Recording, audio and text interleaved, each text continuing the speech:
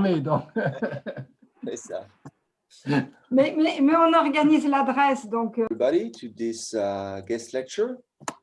Today we have the pleasure of welcoming André de Palma as our guest speaker. André is a professor of economics, and he joined recently or rejoined CY as the holder of a senior chair of excellence of CY Initiative. André was initially trained as a physicist. He holds a PhD in physics, but subsequently moved to economics, where he made numerous and important contributions in a variety of fields of the economics discipline, including the economics of transportation, industrial organization, urban and geographical economics, the analysis of collective decisions, individual decisions under risk and uncertainty, with particular applications to finance and behavioral finance in particular.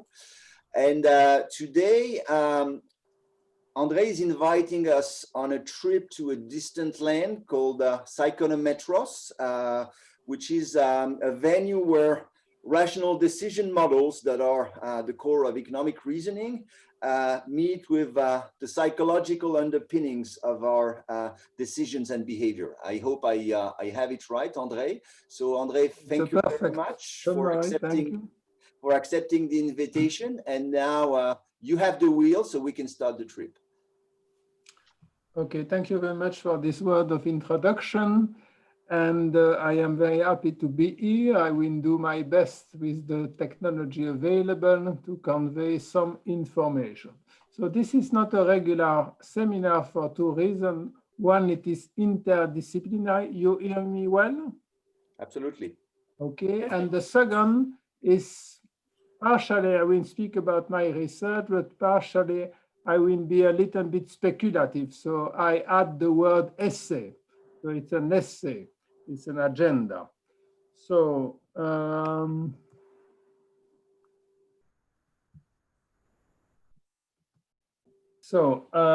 so this is multidisciplinary approach. This discipline speaks to some extent to each other. But here I will start from the point of view of economics. So economics in a nutshell, because difficult to define in a few words, but it's about decision, interaction between the different agents, stockholder benefit, who are the stockholder, the consumer, the firm, the government, and market conduct, how the market behaves. So if we take 101, what is called 101 in the US, you see, okay, I have the price on the vertical axis, the quantity on the horizontal axis, and there are two types of agents. The consumer, they are just described as their demand, which is how much are you willing to buy for a given price. So quantity corresponding to price. The supply is the firm. How much as a firm are you willing to sell for a given price? And there is an equilibrium where the quantity that people are willing to buy is equal to the quantity that the firm are willing to produce. Now, if we put that for a moment, there will be not too much mass, but a little bit. We take the simplest possible case and we say, okay, we define individual by preference or agent by preference. So the only thing you have to be able to compare basket of goods, basket X, basket Y. Do you prefer Y to X? And you have a certain number of axioms which define preference. For example, I prefer A to B and B to C. I prefer A to C, which is transitivity. Now, the individual is reduced to a utility function. This is what I want.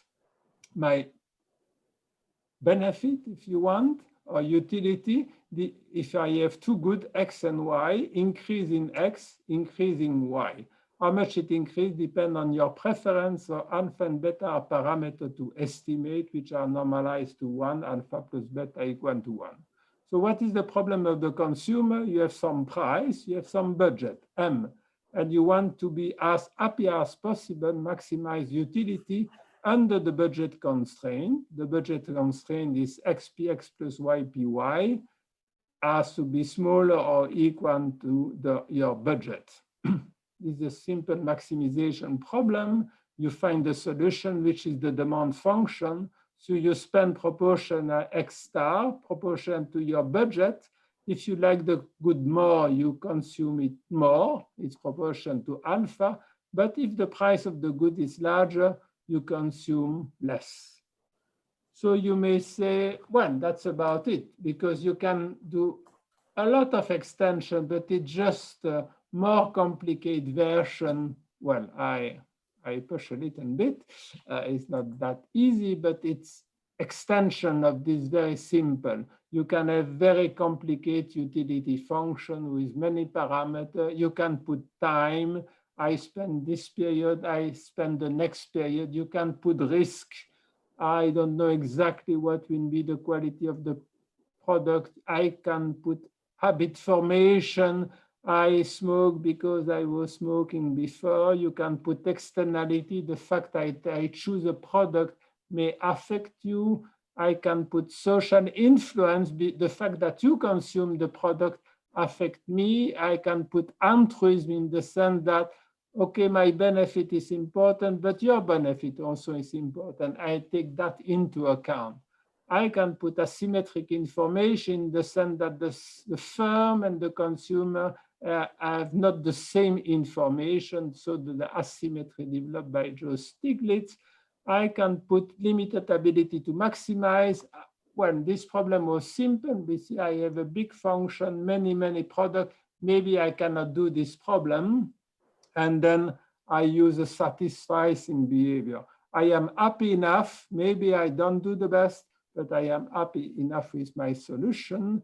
And you can put incentive as well. Incentive was developed by Jean-Jacques Lafont and Jean Tirole in the sense that, okay, here the behavior, you have a boss and you have worker, and they have not the same information. I want to make sure that the worker do what they are supposed to do. So what is the contract I have to set? Now, the problem is that in economics, you want to be a scientific discipline. So you take very specific, you don't explain the word, you take very specific situation. And unfortunately, the theory does not work, because if you look at what are the prediction of the theory and you look the data, it's not the same. Okay, the only way for the two to match is to add some kind of noise. You have to put, okay, but there are some uncertainty there. In my modeling, I am not sure about my utility function. I am not sure about my parameter and so on. So you take this utility, you add some noise and you combine it in some way. And of course, we will discuss what do you do with that. Now, if you look, one way to look and say we have this random utility, the U plus the epsilon, and you have a bigger set of predictive choice model. You want to make prediction, not only explain, but also predict what will happen if I change the price, I change the quality, I add the product, and so on. And there is a third set of models, which are behavior and choice analysis. That is, I base my model on some behavior I observe. And these are the three possible set of models that we consider.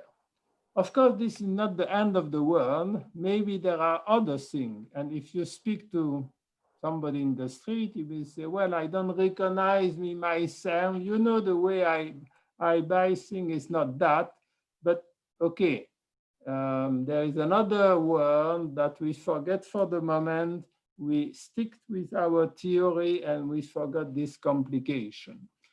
Now, if you look at the Nobel Prize lecture of McFadden, who got the Nobel Prize in 2000 for choice model, or more specific, discrete choice model, you have to make a little tonk or a big tonk when you get award the Nobel Prize, and this was in tonk. So he expanded quite a bit this very simple utility, saying, well, there are preferences, true, all economists agree, but you have also motivation and attitude. I like that, I don't like that. You have history matter, of course, your history, the history of other, the information is important. I may not know some product and so on. The constraints are important. I don't buy a car because I don't have driving license. And then you have latent class. Latent class, you don't know exactly what it is. So I can put intelligence in my model. I don't know how to measure, but I can still try to put it as a variable that I model and which influence my decision. So all these are all converge in process, the decision process, and what come out of the box is the choice that you can see. Now, this framework was a little bit expanded by, that was a seminar with 10 persons, so I didn't put the name of the 10 persons, but we try, and McFadden was part of it, we try to extend it to put the context, to introduce the context. In the sense, the context, of course, is how the market operates, is your loose context, the social network, Facebook, which of course influence you passively and actively. And then you have a tight social network. Your family member also influence you in your preference, in your decision, in information, and so on. And at the end of this box, again, the choice comes out. Now, if we look three different ways to see what people do. There are stated preference, revealed preference, and description. So stated preference is what would you do in this hypothetical situation. So the product does not exist. I describe the product and I say, would you buy this product? I claim I would do. Of course, this is not what you will do, but this gives you some information. The revealed preference is, what do you do? So you pretend you don't like apple, but I see you eating apple. So this is my revealed preference. I also get information on that. The third one is description. So I have no experience, but I speak with somebody who uses a product and a service, and he said that was great experience to go to Hawaii in holiday, but it's different to hear some friend or relative who went to Hawaii or go yourself to Hawaii. So how do you combine these three sets of information was discussed in the paper I show you down by, again, a group of 10 people who spend 5 days in a room to discuss this problem. Now, yes, I was interested, I am still interested in house-owned, HH is house-owned, which is, well, in general, we say the house-owned decide that, but there is not such kind of house-owned, or that would be, you have a house-owned, you have a dictator who decide for everybody, but this is not a very acceptable way. So you have to enter the box of house-owned and wonder how the joint decision take place. And it depends, of course, on many things. It depends, do I know the other? Maybe I don't know very well the other, and experimental economics, we did show you don't really know the other, so you have some perception of the other. And I may care about other people in different way, in the sense that I may care and I think, okay, your preferences are important, or I may care because I am paternalistic. You should eat this thing. You should do that. You should. So I am paternalistic, and my choice are function like my paternalistic view. So this is called bargaining process. Of course, it's not bargaining this union, but there are different objectives which may be different. If you look residential location, well, the man maybe want to live not far from his place, the woman also, where do you live? So you have to bargain multi-dimension because it's not one bargaining. And the economics of the family by Gary Becker and Pierre-André Capori try to develop model in this direction. Now, are individual probabilistic? well, if you look at the Mathematics and Psychology, and the big name is Handbook of Mathematics and Psychology, Duncan Lewis, he assumed that individuals are probabilistic. And he say, well, if you take the same experiment, the same question, the same individual, sorry, they may make different decisions. So the only way to understand that and to model that is to say there is kind of a die in the mind of people and they decide rolling this die. Now, I take here a very simple probabilistic model due to Tversky called elimination by aspect. So I have to choose where I am living in France. Yes, I have to choose if I want to go to holiday in Italy, Holland, France, and Cuba. And I have a certain number of characteristics. I made up this example: food, quality of food, proximity, history, language, safe place or not, and exoticism. Now, I put an arrow when the country has this characteristic. So the idea, you select what is the most important characteristic, which can be a probabilistic process, because today you read in newspaper there were murder and you say very important, safe, and then maybe another day you say food is the very important. After all, that's one important thing in life. So you have this probabilistic choice of characteristic. So assume that you say, oh, well, there was something also is that the characteristics which are there that you can read maybe in the newspaper and so on, a brochure, are not necessarily what you think you perceive. So you may say, well, Holland, no, there is no history, even if there is, but from far you say, no, there is not really history. So there is a question of perception of this characteristic, which may be individual specific and which are rather important. Now, let's assume I say food is the most important characteristic. If you say so, then Holland is out. I repeat, it's an example. You can eat well in Holland, but okay, not as well in France and Italy, I think. So you say Holland goodbye. Then you say the second most important characteristic is exhaustivity. And then France, there is no, Italy, there is no, and then you remain only with Cuba. Okay, but what I have to say is that when you are happy, you go to Cuba and so on, but you have to confess that you have no proximity. After all, you have to do 16-hour flight. History was not there, and language, well, now you don't speak Spanish, and it's a kind of problem. So this kind of feeling, when you satisfy any desire, is not really described in economics. You say the benefit to it, but the fact that you have a resentment and you say, okay, I could not get exactly what I wanted, and this can accumulate is forbidden. And second thing is that once you get there, you may discover that after all, it is safe, Cuba.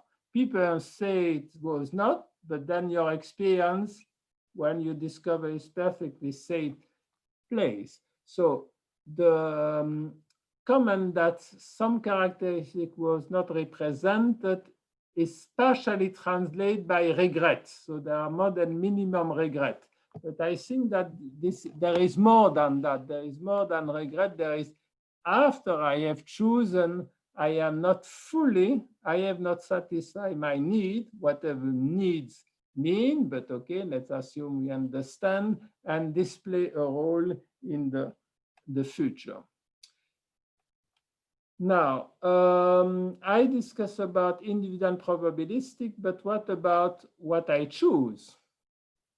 Okay, so we are in probability theory, and there was the Chevalier de Marais who asked an interesting question to Blaise Pascal, and basically say, okay, I am playing card or whatever, and two players are forced to break, to go for dinner. Okay, and they have not finished the play. One player has won 2 sets, the other has played 1 set. And the question Mary asked to Pascal is that how we divide the pot, knowing that, because we cannot finish the play, but we are not equal. Maybe I have more probability to gain, but I am not sure. And interestingly, this question generate a lot of thinking to Pascal about what is the expectation, conditional expectation. If I have some information, what is my expectation? Then he start combinatorial computation that after we go in the triangle de Pascal. And he even get a formula which is very near the Black-Scholes formula, which is absolute key in finance that he developed. And this is École de Port-Royal. Now, let me go to one first point, is that if we look at the very easy version of risk, we say, okay, you have a choice between a safe return or a risky return. So either you get always mu, or you get a mu with a Norman distribution with a standard deviation of sigma. So, well, if you don't care about randomness, you say, well, in average, I will get mu, so it's the same. But if you don't want to have a very low return, maybe you are less happy. How much money I have to give you so that you are indifferent between having a return of mu and have a return of mu plus the return, the extra. And this extra, if you compute it with some hypothesis, turn out to be theta over 2. Okay, the 2 has no interest. Okay, but it's the right formula, theta over 2 sigma square. So that's a relation between your willingness to have extra money, which depend on theta, which are your characteristic, is your risk aversion. If you don't care about risk, is 0. If you are very much afraid of risk, theta is large. And the objective characteristic, which is the norm, the deviation of this Norman distribution. So this formula combines human preference theta and objective measurable parameter sigma. So let's keep at least the idea in mind, because we will find it a little bit later appearing. So for the little story with Nathalie Picard, we developed a website which has been running for 14 years, where we ask this kind of question: do you prefer 1% for sure, or a return of 4.5%, but maybe you can get as low as minus 13% or 22%. And this allows to find the parameter alpha beta that we discussed. So if you want to see the theory between that, you have a safe choice 5%, risky choice. You can get minus 29% with probability 6%, or plus 16% with the 94, if I am correct, probability. And let's say you take the lottery. Okay, then you have a decision tree. You have another question, is that the same safe, but as you see, the lottery is more tough, because now you have 13% to get minus 29%. Again, you say the risky, and then I am even more tough. I give you 70% to have a negative return, and then you select the safe. So basically, when you look the tree, according to your answer, you have you segment the theta, the risk aversion parameter. So if you say I am safe, then I can say, well, you have a high risk aversion, you have more than 13. If you do risky, then you have a low theta and you have a risk aversion less than 1.37. Now, this is very near economics. Now we jump out of economics and say, okay, but are there other kind of danger? And I took as an example phobia. Okay, I start with a little sentence. Well, you may say, some colleagues don't like me, some friends are not really friends, and so on. But maybe our most dangerous enemy is ourself. Look yourself. Are you not your enemy? Okay, now let's go back to phobia.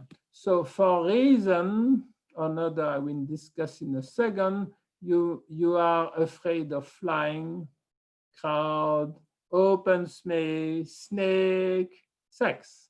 So you have a fear about that. I would not say it's risk aversion, but still it influences what you do. Now, to try to explain that, you have to go deeper in the mind and to say when these are like psychologists, psychiatrists say this is kind of defending strategy. I have some mechanism. I am fear about something. I try to protect and I repress a certain number of things which may hurt me. Some economists, or psychologists, Lowenstein, introduced the idea of risk as a feeling, say, when the outcome of your choice is not only consequential, it's material, but it's also emotion. This is a nice theory, but what we are speaking here is what are the unconscious mechanisms which may affect you? And can we say something and can we introduce them in a way or another? And it's a question mark in our approach, or we just say, no, we do risk, phobia is for other, we are not interested. I think we should. So if you look at that, you say, okay, it's a woman, but the hat, the skull, it's a little bit funny, then we discover basically it's a robot. And you see, when this truck will go on our road pretty soon is automated truck. And the question is that, what are you feeling when you see, you are driving on the highway and you see this kind of truck in front of you? Think about it. So the question is, then, unheimlich, or the disturbing strangeness, or in French, l'inquiétant étrangeté. So we may be afraid of people who are look-alike us, automaton, or robots who are too human. And the question of robots, the third generation of robots should not be just like us because people will be frightened. So the question is, why are we afraid of objects which are very similar to us?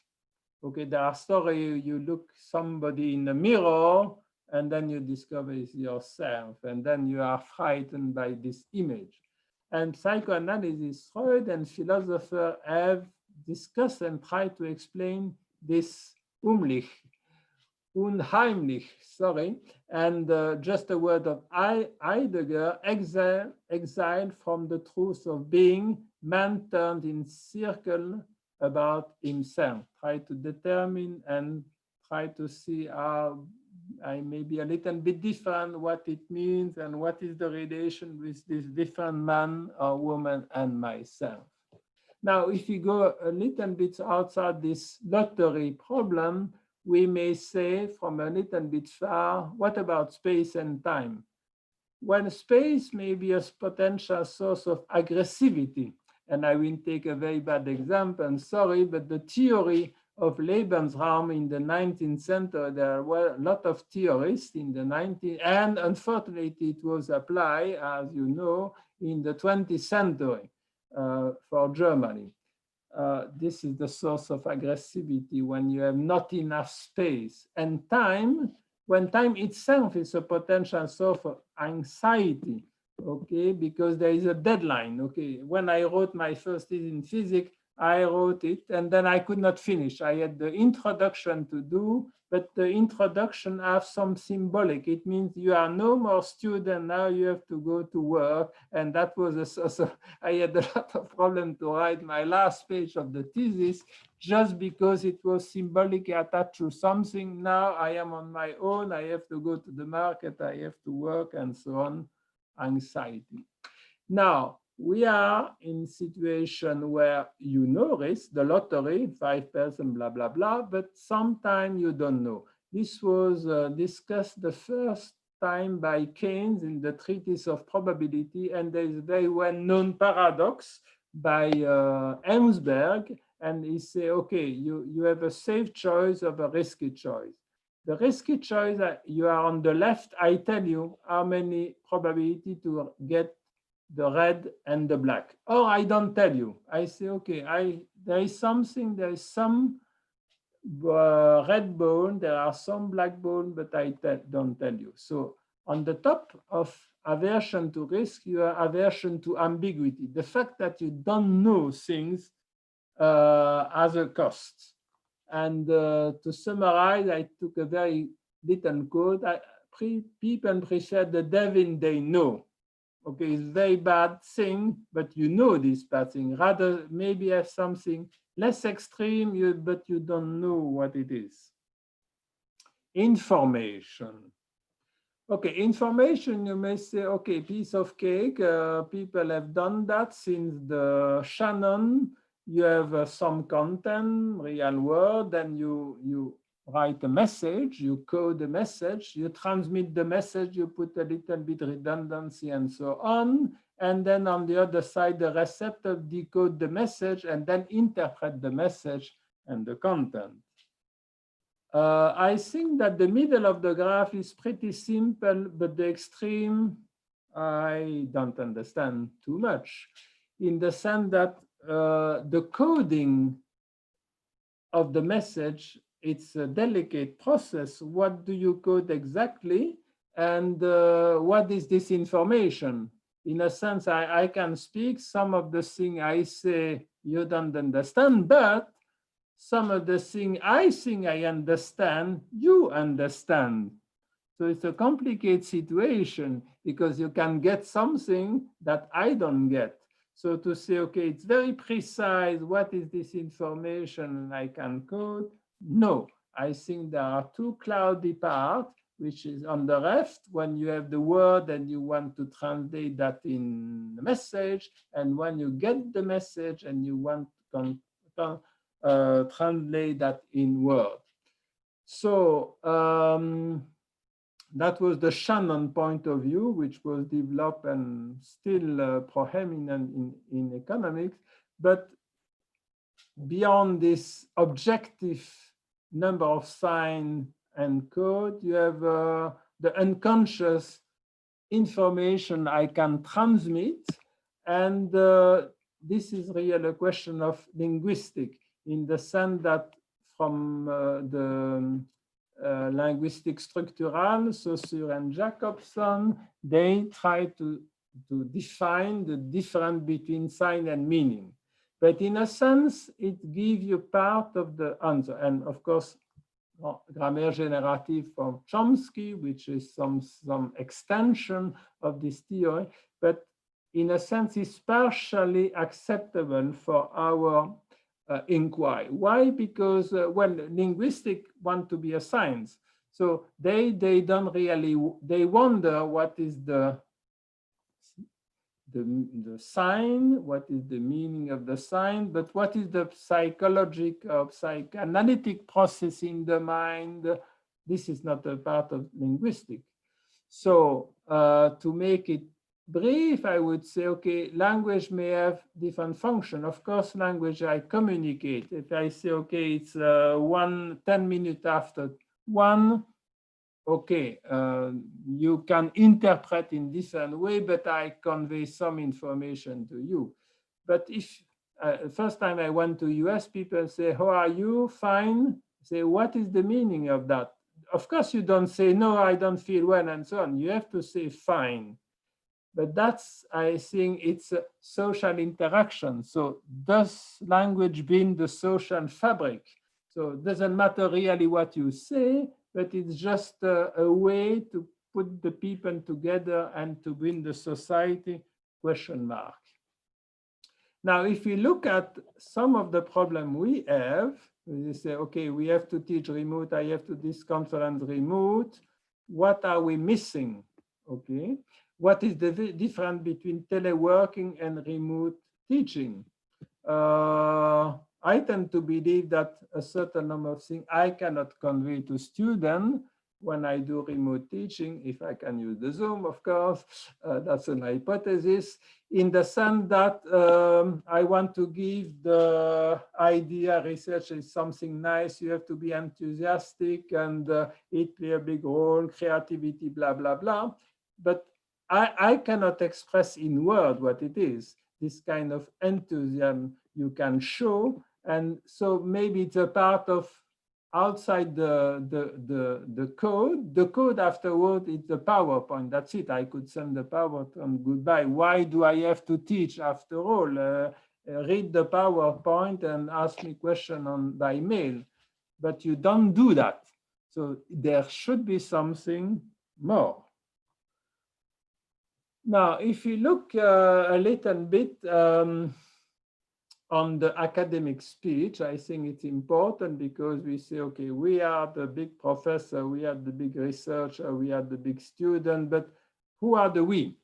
And if you look at the article, it's kind of funny because sometimes people, authors say I, okay, sometimes they say we, understood, if there are several authors, but they may be alone and say we, or understood, everybody believe what I say, that we, le nous de majesté, or you can use a passive. It's another strategy in conscious or conscious, I don't know, you use a passive sentence. The question is that who speak really? And if you look, you may say, and why do we speak? Why do we do research after all? So it depends, of course, the type of individual you have. So I go a little bit fast, but there are two types of population, which was more developed in ecology, but some people, which is the R strategy, which is the big renew and you stay a few years and you leave, or the K strategy, you stay a long time. So the nurse are more R strategy, the doctor is more a K strategy. So again, the answer, why do you speak? Oh, I do research because I want to transmit knowledge. Or I really want to know. I want to reduce the volume of unknown. That's my drive. Or I do research because publish and perish. I get a lower salary if I don't publish. So that's it. That's my answer. I don't like it so much, but. Or, well, I am writing a proposal, but proposal is kind of difficult interaction, especially if you do consulting. Well, as you know, I will just say something you may know. A certain number of consulting is that the answer is there. So you are just constructing a big speech to justify a decision which was already done by the firm, and you come with your whole equation, which are just symbolic to say, when there is a big study who show that we were correct in this.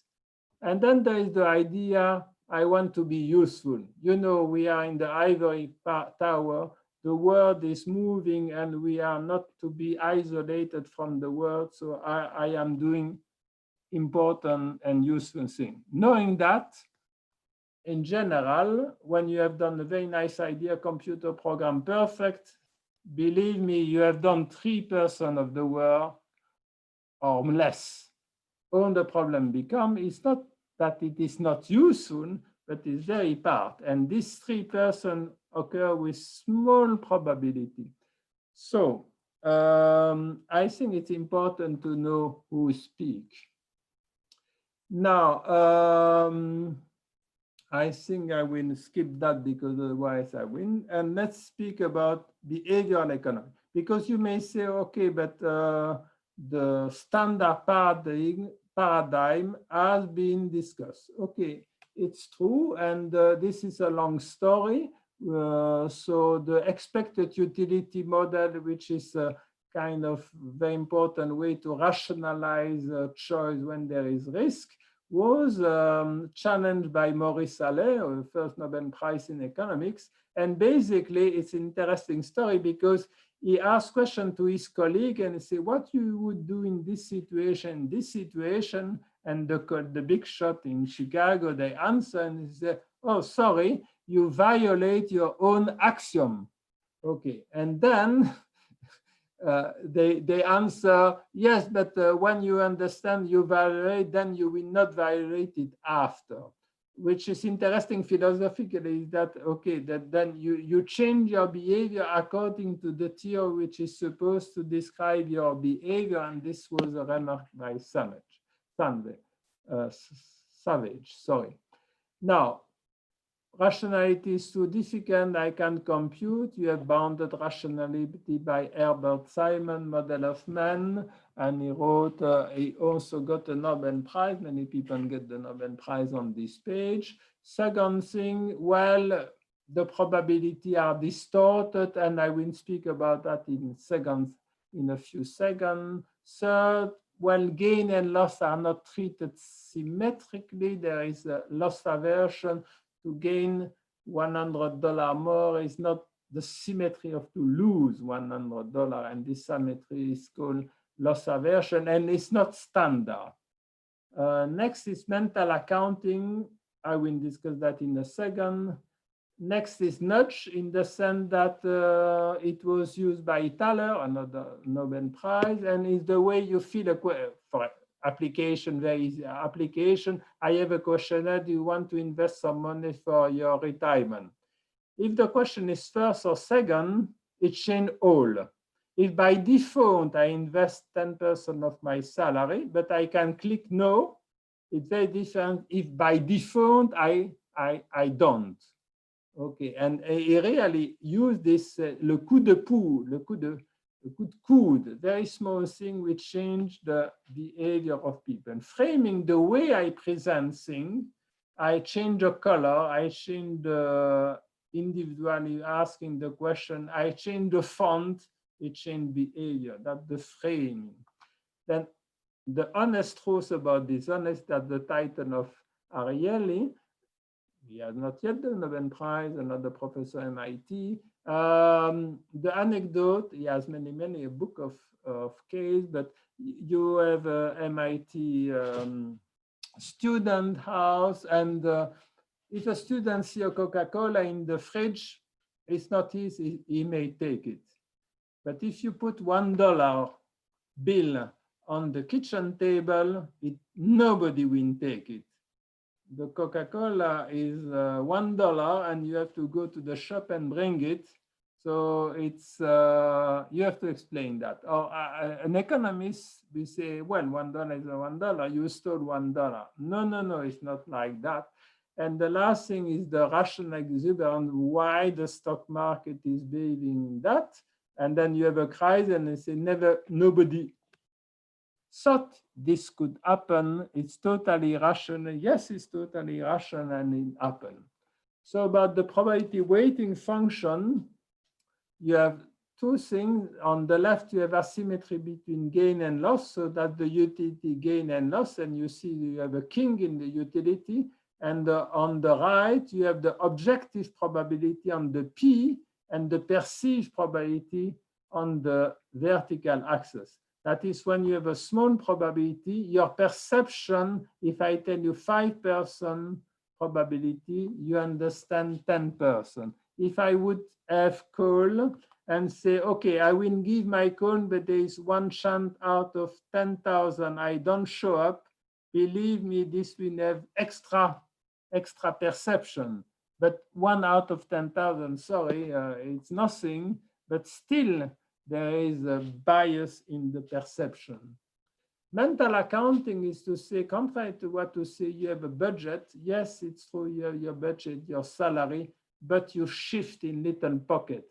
So I have my saving, my investment, my travel, and so on. And I treat the different pocket of model of money rather independently. Okay, which is not rational at all. And of course, you can do much better to put all the money in the same pot, but still, this is the way people behave. Now let's go to Fechner, and we will go back to this arrow part. Now, Fechner wrote a book, very interesting book. I didn't read it in German, I have to say, but in English, Elements, their Psychophysics, that's the original book 18. And what he was doing, he was working in psychophysics. He said, I have some stimulus, some noise or high pressure on the skin or some poison for the rat, and I look what is the answer. The answer, do you feel the pressure, or is the quantity of poison to the rat enough so that he died? Okay, so the way he describes it, there is a deterministic stimulus, and the answer is stochastic. So there is a threshold, is above or below the threshold, and the threshold is, say, well, it's something deterministic plus some noise. Why this noise? Why this randomness? When the first reason is that the same individual will change over the same experiment. At the beginning, doesn't understand on the question what it is. At the end, is tired. And then there is the middle of the experiment, so it changes over time. If I redo the experiment, it will change again.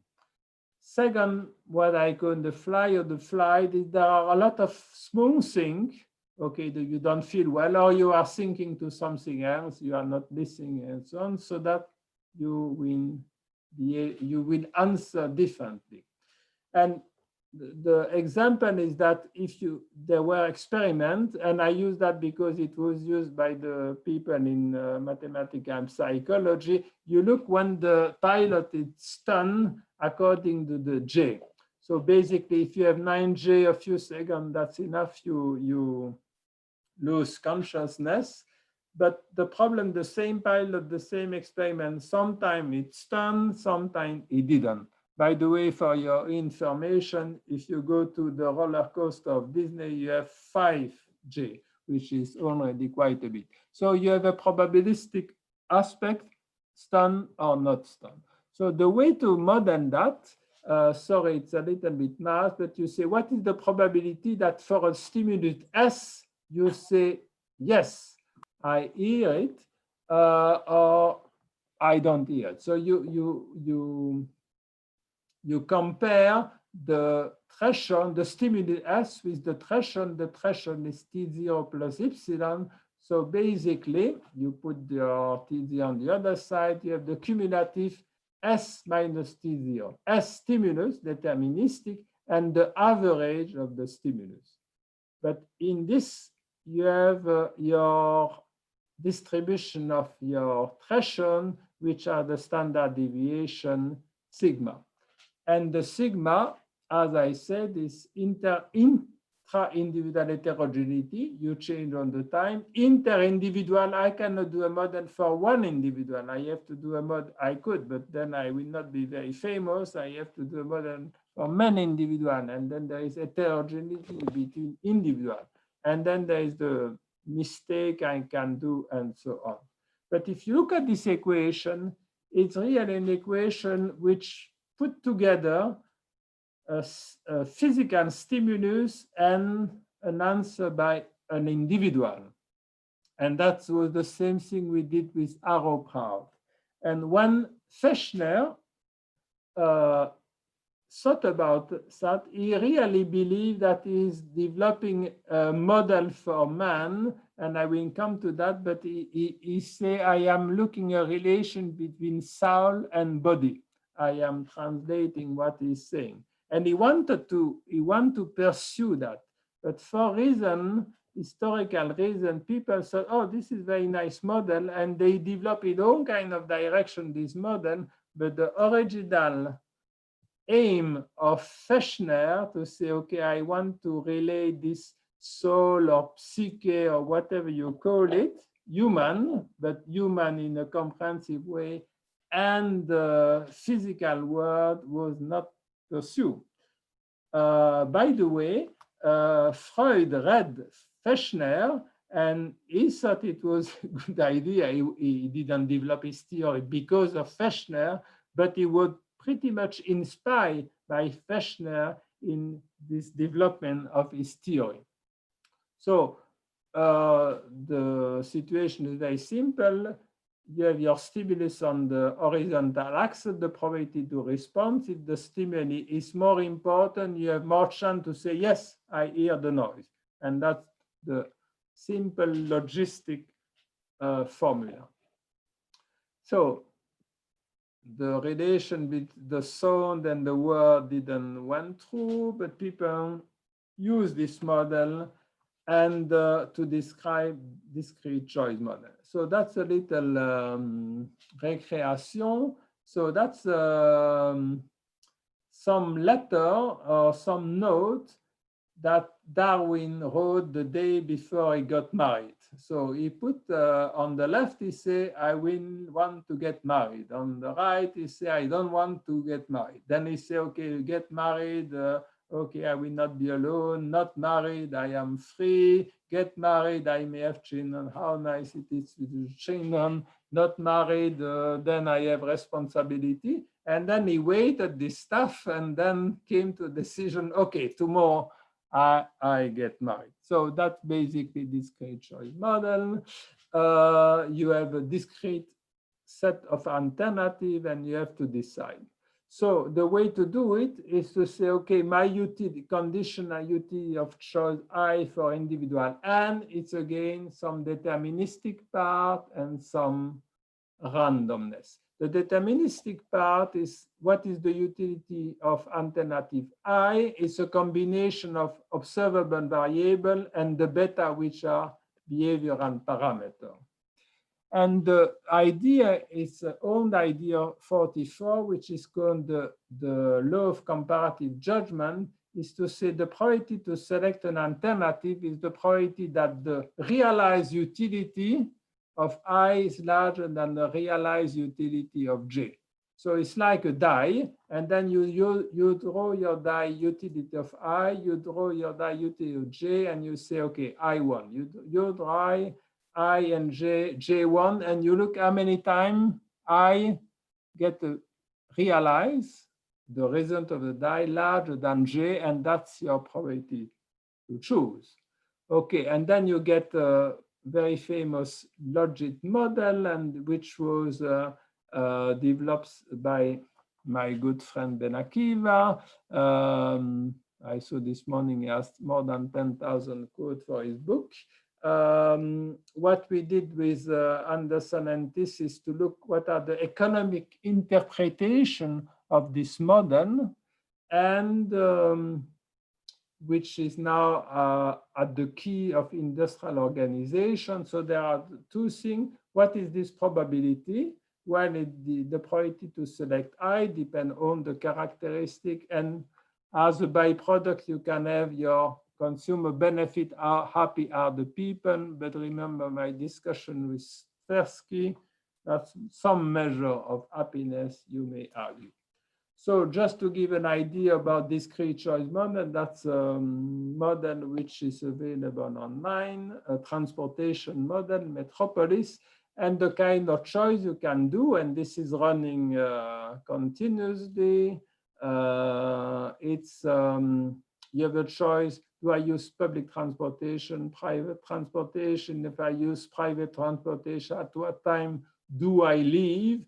And once I leave each intersection, I say, do I follow my strategy or do I revise my strategy? So that's a tree of discrete choice model which are interlinked and which describe pretty well what is happening.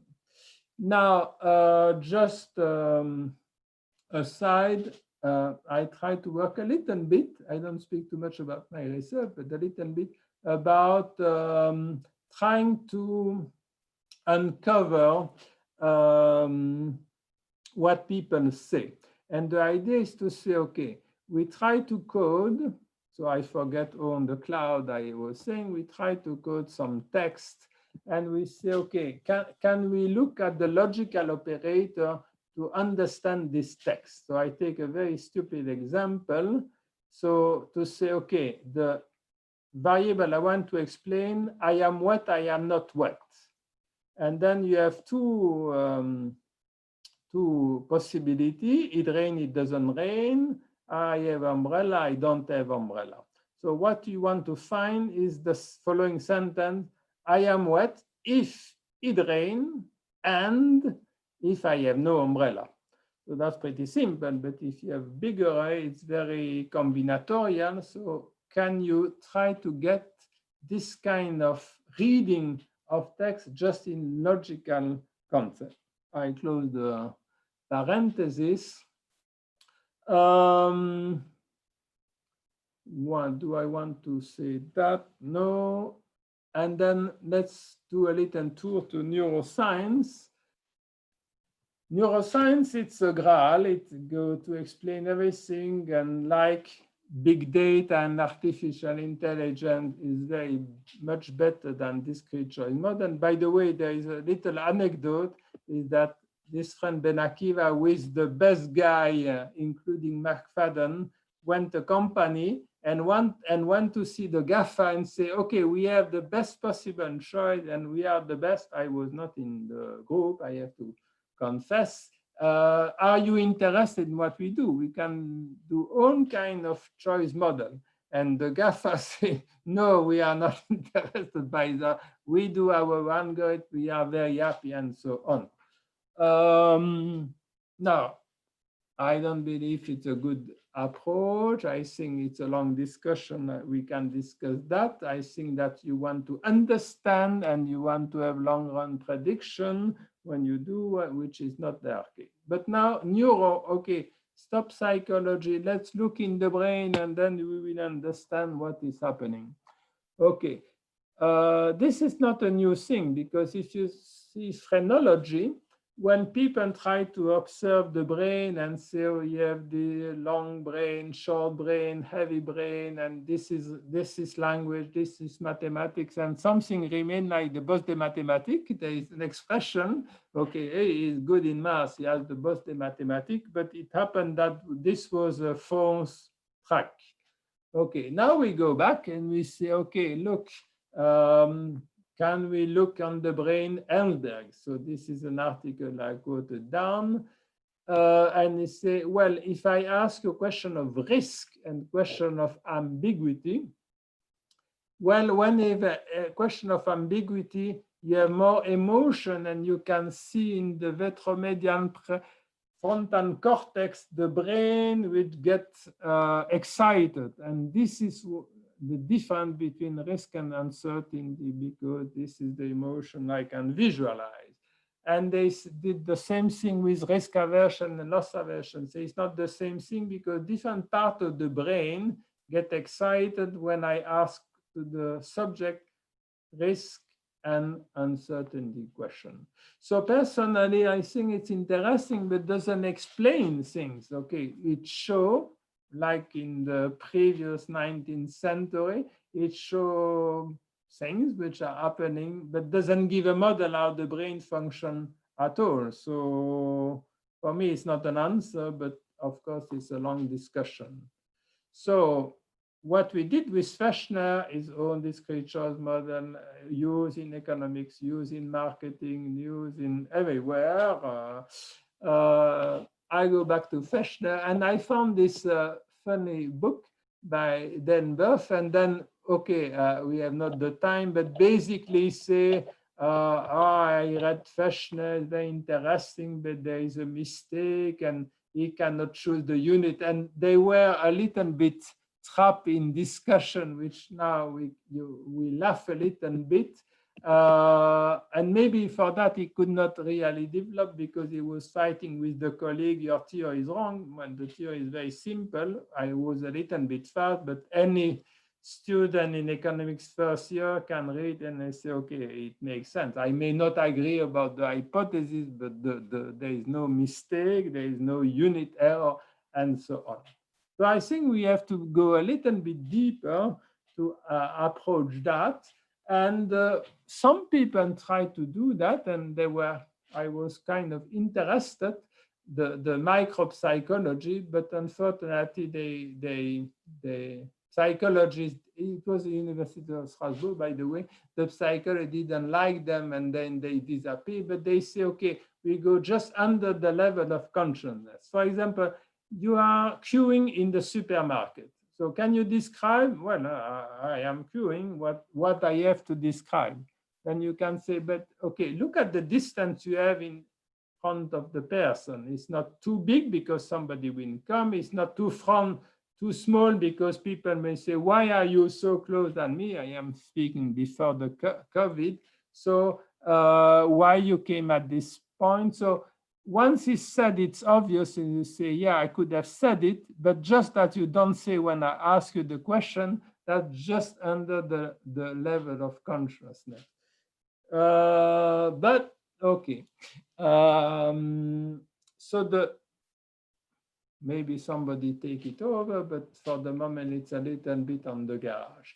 Now, the Gustav Fechner, I wish to study the law of psyche and soul and the relation with what we do. So, and Freud, as I mentioned, read him and invented the unconscious. When I say invented, by the way, well, it's not really true. And funny enough, big scientists, sorry if you are deceived, like Leibniz, well, who was very much interested in this unconscious. He believed that many perceptions of humans are unnoticed.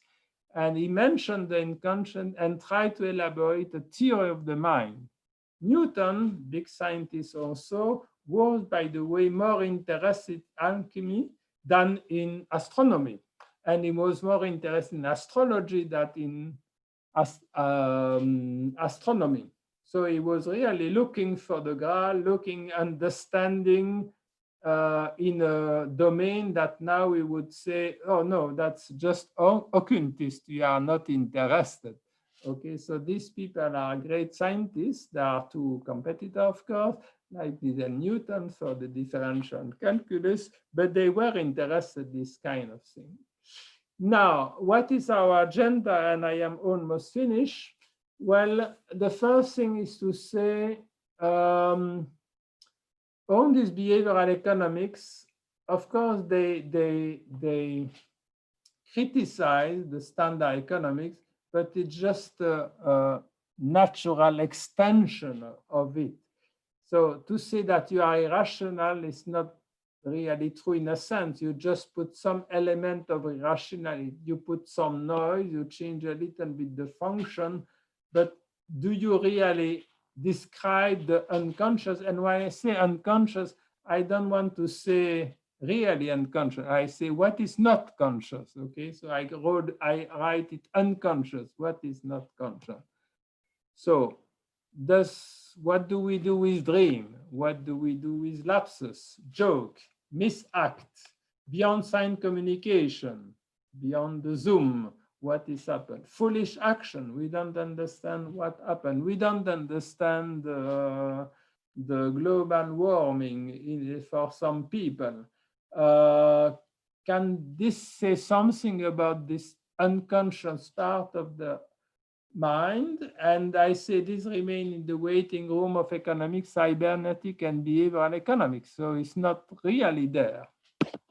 So what is an agenda more than that is to try to explore the part of human irreducible to the Shannon cybernetic communication paradigm. So beyond this engineering, after all, a point of view about transmission of information. What I have to say, I didn't change. I am not heterodox economy, that not. I want to do a continuum extension of what exists, and what I presented is more an agenda to enlarge the current study of individual and collective action. I am done. Well, thank you very much, André, for this very broad-ranging discussion of the various dimensions that underpins our choices, non-choices, actions, or lack thereof. We have about 20 minutes for questions. I have some questions for you, but basically I would like to open the floor for other people to jump in the discussion. So the floor is open. André, maybe you can unshare your slides so we can get back to the mosaic of people attending this Zoom meeting. Who wants to start?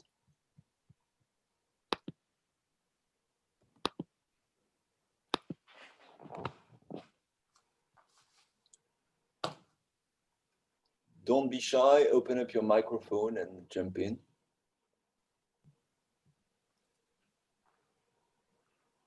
So maybe I can start then. So when you summarize the agenda, you emphasize that it was about getting a deeper and richer view of what underlies individuals' actions and decisions. And as you nicely introduced the stakes of this research agenda, you started with the notion of individual preferences. I'm not sure I would call them the Graal in economics, but that's an important foundation of the normative and prescriptive conclusions of economics in terms of welfare. So we start with individual preferences, we take it for granted that they exist, and then we derive some properties of economic equilibrium. And of course, you've considerably opened the black box of these preferences and what underpins individual actions. One question that is probably not at the core of the research agenda that you've described, but that lay on the side, is the consequences of taking on board multiple drivers of individual actions and decisions for the normative consequences that we draw from typical economic models.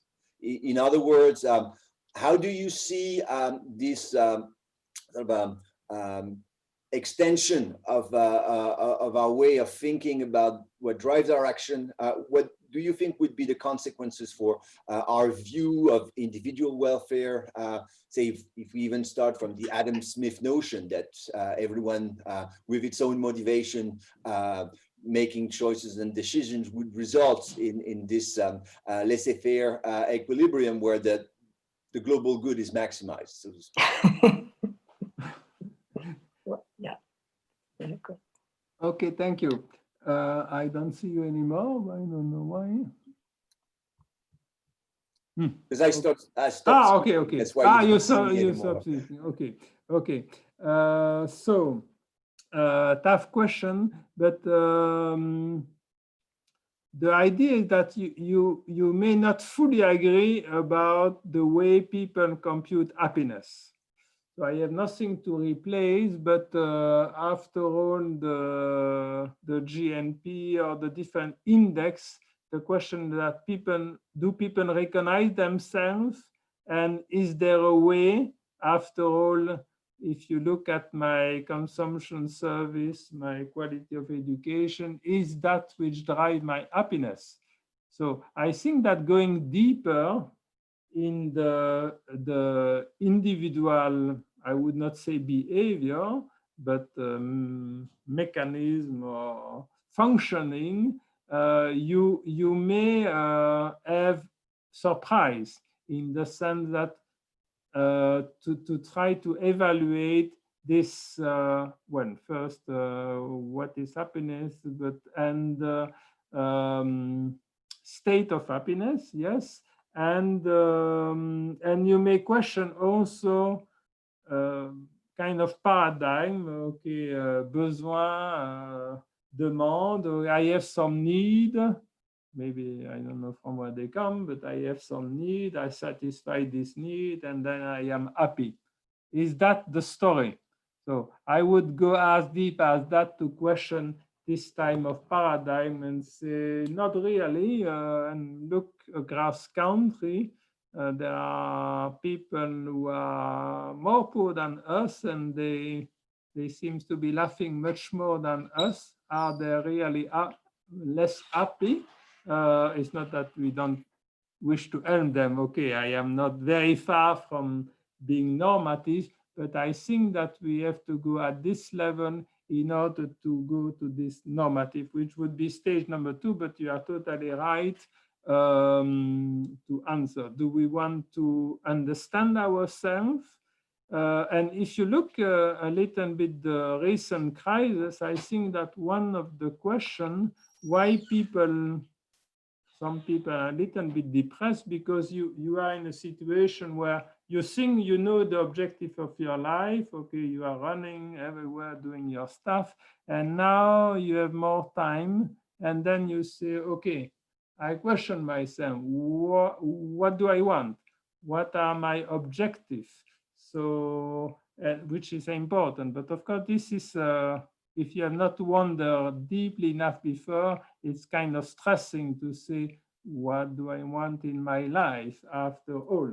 And I think it's part of the story. Of course, the difficulty is that you don't want to do a model for one individual, but I will not abandon science, but I think that in a sense there may be a period where you say, okay, I don't absolutely to do something where I can write my equation and show how nice it is, but to be a little bit open-minded. I have to say I start to be like that in a topic. I say, no, I refuse myself to write any model. Let's look at the system before, try to understand. The model may come one day, may not come, but there is not an obligation to have a linear regression data and show. But yes, it's a very important part of it. Thank you. May I ask a question? So maybe there are other So there are questions. asking question, but I have just a question. Brian Schmidt has raised his hand. So Brian, please go ahead. Yes, I have a question, but I wait further for. Okay, good. Oh, Brian. Okay. Thank you, André. Thank you, André, for the presentation. It was very interesting, and I think I learned a lot. I am curious, though, that you. It seems like you're trying to what's the expression? Trying to like herd cats. I mean, by going into economics, and you sort of are constantly looking for minor implications on people's decision making. And I'm curious why, or have you looked more specifically just directly at into psychology and motivational behavior, and in particular the sort of the attachment theory as an explanation for how human beings, or what sort of deep down motivates a lot of human beings, the need for exploration and the need for attachment, to summarize. What I try, I haven't decided fully, but I think that when economists realize that maybe their model doesn't say everything about human beings, they start to look elsewhere, okay? And they discover a long time ago psychology, and then they say, okay, we have this event, we have this event, but this is, for me, a little bit unsatisfactory in the sense that, okay, you have local phenomenon, okay, the nudge, yes, look, and it's even used, I say, and it works, okay, and then loss aversion, yes, and I compute financial product which take account of loss aversion and so on. But does that give a new way to think to human being? No, I think. This is addition to the model, but it's not a way to say, well, how the people really function. So I don't say that attachments, for sure, it's important, but I would like to put in parentheses psychology and go deeper to the individual working. And I think that this question of language that we use now, it's very important. Or I have the intuition, it's very important that the way it is. What do we express, and why do we speak, and what is the social functioning, the social raison d'être of this communication? So maybe I don't answer to you. So I don't know. I have an idea about what you speak. I have to look, but I want to bypass psychology because I think it's something else. It's something questioning more at the foundation the paradigm that we are using in economics and in behavior and so on. Can we do that? With success or no success, I don't know, but that's my agenda. Not 24-hour day, but I want to think about it, and I have the feeling we have to go there. May I ask a question? Yes, sure. So, first of all, thank you very much. I was really impressed. André was, I think, I don't know if everybody is really multidisciplinary talks. We very much thank you, André. So I'm looking forward to follow one of your classes. So the question now. Welcome. My question is the following: regarding your the last slide, you speak about, because I'm more familiar personally with the Shannon information theory. At which extent you are going to develop, so to use this paradigm? So are you going to add, for instance, contextuality or inference?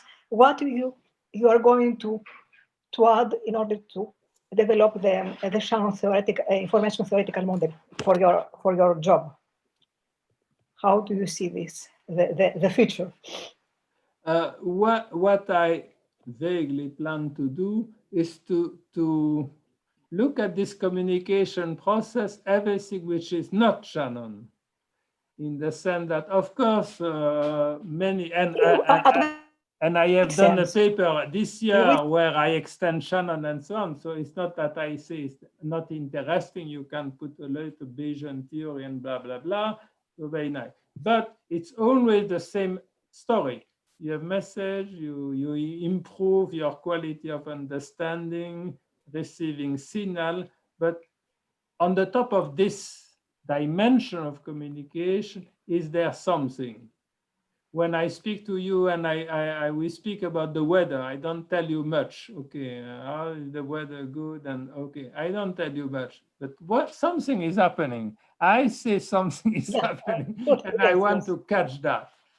That's true. And I think didn't consider this. Okay, yes. Yeah, it has a role, and maybe shake a little bit the idea. I tell you, this is a nice black pen. Okay, then you say, okay, I code black pen. He has something to write. Is there something more? Is there something more that we can say? What is there something more I want to convey? Maybe I don't know. Okay, that this pure information aspect. Okay, so there is some context, there is some inference, so there are some other things, yes. And yeah. But how to formalize this? This is very, very difficult. How to formalize this? No, but what I say, I didn't put any still on the topic because I think it's a very dangerous topic. Okay, so I would not say do a PhD on that because it can go nowhere. Okay, but still, I agree to take the risk and go there and explore.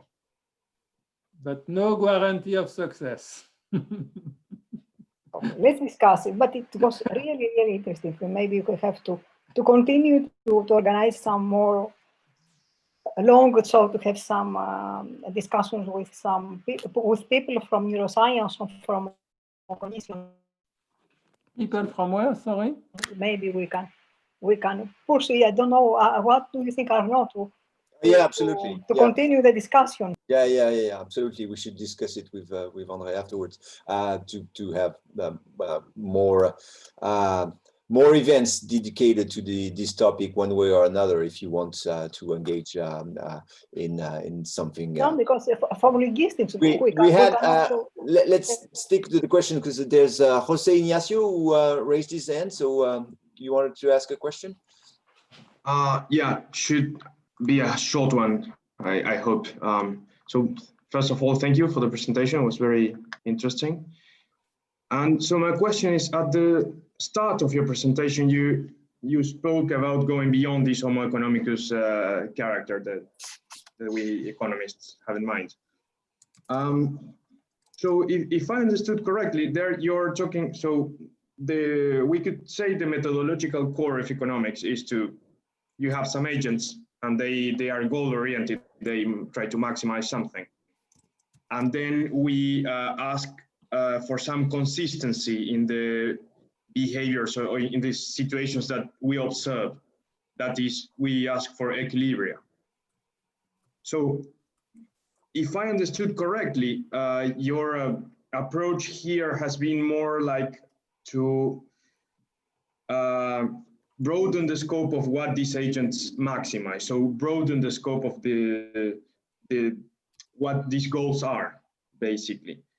I wanted to know how you feel about actually broadening the type of consistency requirements we have.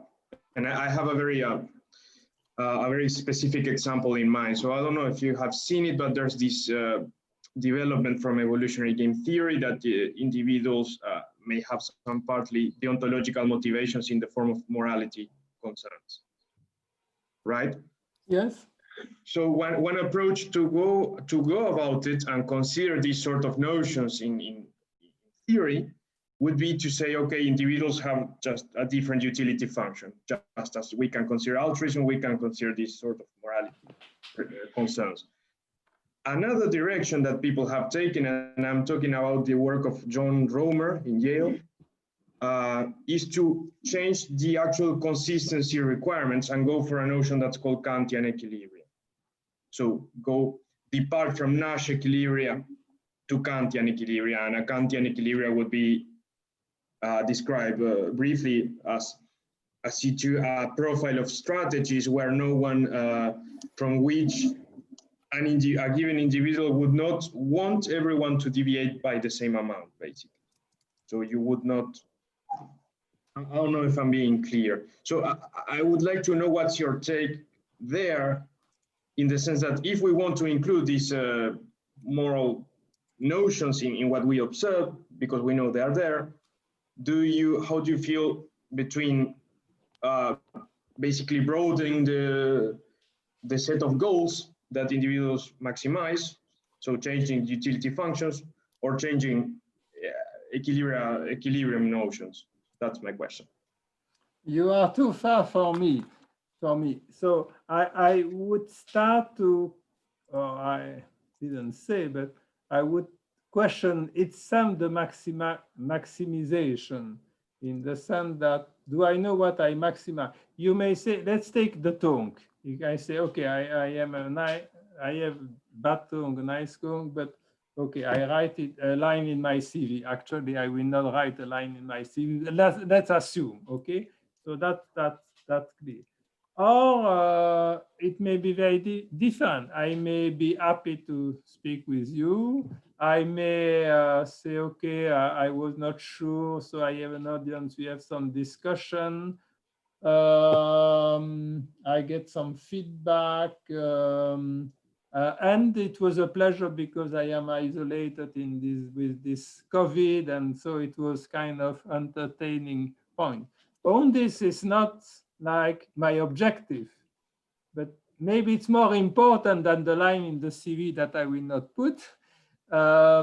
It's more important than that. So we don't look at that. We say, okay, he wants to be promoted, he give a lot of seminar and his salary, and I say, no, okay, that's not it. Okay, it's something different. So you put in my word idea I don't have. I don't give the seminar, I don't teach. There's something else. Can I look at this something else? Maybe it's a set of immediate satisfaction I may have, which don't end with some consequence, which is, okay, at the end, stop your bullshit. At the end of the road, there is money, you become famous, your ambition, and so on. I want to question that. I am not sure. So I don't say I don't want to hear about game theory. I do a little bit myself and so on. It's not that. But maybe it's not the appropriate tool. Maybe it's more complicated in a set of small objective scope, which induce the other as well. Because after all, if I give such brilliant talk, nobody asks question, I am the king, is that? And people say, oh, it's so great, I would be happy? I don't think so. I prefer some interaction, even if there is a bug in an equation and you say, but I cannot explain that with the objective, because basically I make a mistake, you show the mistake, and you say De Palma cannot compute, and I found it, and it is better this than to say is a brilliant, perfect speech. Okay, so there is something else. This is the else I want to investigate, let's say. Thank you. So we're already a bit behind schedule, so we still have time for two quick questions. We have one question from Philippe and one question from Cyril. So Philippe, you can go ahead. Thank you. Thank you for a very stimulating talk. I also learned a lot. I have a very quick and sort of simple question. How does this theory apply to the pooling industry? When you have the results of the US elections, for example, where people predict that the Democratic Party will have an overall majority in the Senate, in the House of Representatives, and of course, win the presidency by a very wide margin. And in fact, it's not the case, as we saw. I mean, it's partly the case, but it seems that pollsters are struggling more and more in every country, at least in Western democracies where polling is allowed, which is certainly the case, not the case everywhere. But I wonder if, how can we go behind the screen, especially, I do a lot of polling, you interview people on the phone, you have questionnaires, things like that. If people don't speak their mind, then, it's better perhaps to change jobs, right? Or maybe you have some career advice for pollsters. I don't have much idea about the polling industry, but I have to say you may wonder what makes the opinion of people. Here I was really very much individual or small group, but you may wonder, but that's not an original, you may wonder what kind of imaginary picture you have about democracy, about government, and so on. Because, by the way, if you look what is happening now, and it's a little bit outside, but okay, we have some kind of dream about direct democracy. So we had the own democracy, and a bunch of young people came and say, okay, that's not good. Everybody has to express, everybody has to be able to speak, which was really a very new, very original way. So if I say that in my office, fine, but they put that in action. So now we are in a situation where everybody can express. It's a direct democracy in a sense, okay? I can express myself, and we are getting there. So, but this is, I think it's important to think about it, because that's some kind of imaginary, which correspond to some need, to some vague, not vague, to some symbolic way to see the organization of the state. So I would try to understand maybe what is the meaning of the attitude and the vote of people, rather to do an econometric analysis and say, okay, the candidate of this and this characteristic, like I did in my voting paper, and then try to explain how the candidate should position themselves on the spectrum. But it's a long discussion. But I am not Okay, there is individual and collective, and for me are rather different. So I don't say one, la psychologie des masses, it's very different than the psychology of individual. They are related, of course, but to make a jump, it's very dangerous. So I am not, I am cautious. There was another question. Yeah, there was a question from Cyril Lanquetuit. So if we could keep question and answer short, and then we'll have to break, unfortunately. Cyril, go ahead.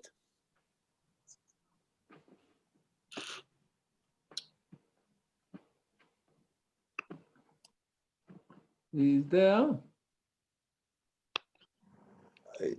That doesn't seem to be the case. Well, in which case, we have to finish at some point. So before closing, once again, in the name of the IAS, I would like to thank you, André, very much for giving this very stimulating talk. And before, so maybe we can all give André a round of applause, or maybe a mute applause, which is the inconvenience of the Zoom. So thanks again, André.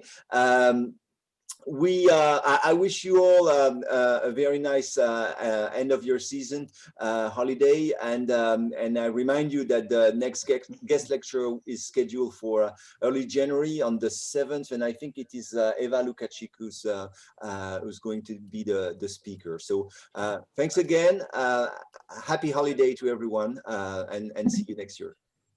Merci beaucoup. Thank you. Bonne fête à tous. Merci. Merci André. À bientôt. Je t'en prie. Merci André, Merci c'était à toi. parfait. Au revoir. Nous avons vraiment Molto été ravis. Molto grazie. Ci vediamo. Ciao a tutti. Ciao, a presto. Ciao. Ciao.